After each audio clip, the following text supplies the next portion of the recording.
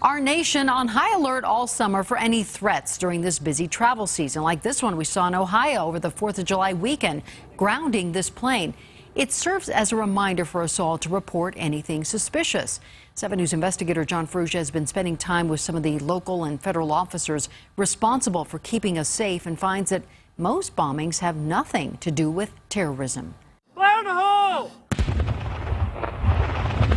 It is a small but potentially deadly amount of explosive, like that uncovered in the 15,000 incidents investigated in the U.S. annually. For instance, April 2011, a pipe bomb with propane tanks is placed in the Southwest Plaza Mall. There was a fire, but no explosion. The bomber is serving life in prison. January 2012, a woman finds a small package on her front porch in Lafayette, Colorado.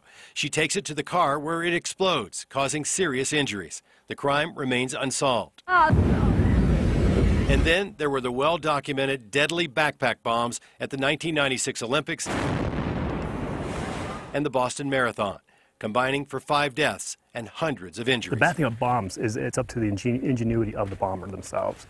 So it could be anything as innocent as a backpack just is left somewhere. Steve Shelley is an explosives enforcement officer with ATF. I'd look in this bag and I'd see, oh, it's just a water bottle. No problem. Right. Yeah. For the average person, that's not a big deal. But as he demonstrates, this innocent-looking plastic water bottle in a backpack could kill, even though it contains no other shrapnel like BBs or nails.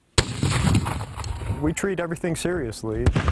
If someone feels that it is suspicious, we will certainly come out and investigate. While it is ATF that often investigates bombings, it is local bomb squads like the Arapahoe County Sheriff's Unit that is first to respond. We had a case in Aurora where a person within the residence was making explosive devices. Together with the ATF, they defused several bombs and confiscated bomb materials. So this will send me a package device where someone will actually get a delivery or find a package and they're going to open it up and see what's in it. This type of bomb is often lethal because whether it is at home, a park, or a mall, the victim is always so close to the explosion.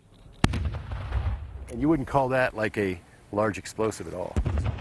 It's we're talking grams. It's kind of a situational awareness, understand what's around you and what doesn't belong there. Supervisory Special Agent Tim Kelly says we are all familiar with our own environment, to trust your gut. And if something looks out of place, maybe that might be something in which to contact the local authorities. It is ATF's partnership with local authorities that has led to significant interdiction of explosive manufacture and sale. I wouldn't recommend napalm.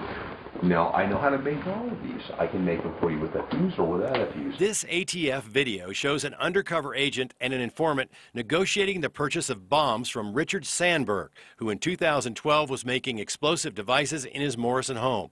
He wanted to trade bombs for drugs or cash. This right here, we'll put a 30-foot divot where my house... What, do you just light it? Sandberg got years of jail time for selling his homemade bombs.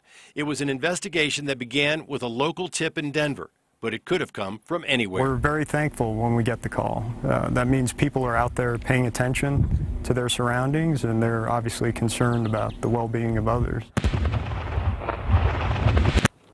There are 13 local bomb squads in Colorado, and ATF notes that by far the biggest concern is young people who are experimenting with explosives.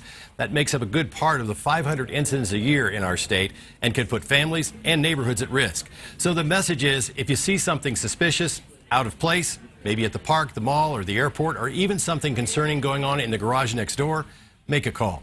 I'm 7 News investigator John Ferrugia.